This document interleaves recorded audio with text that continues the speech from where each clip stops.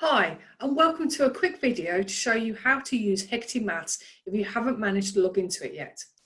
First of all, go to the website, which is hegartymaths.com. Once you get the Hegarty Maths screen up, click Student Login. You will then, if you have not used the site before, be asked to find your school. So type in Hartsdown,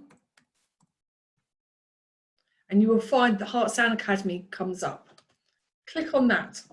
Now then we've put in our first name, last name and your date of birth and click Next.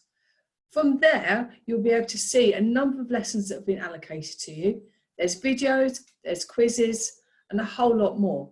If you can't answer any of the questions that have been allocated, just put down a note to your teacher and they will be able to pick it up and see it. Now, if you have any trouble logging in, then there's a number of things that you can do.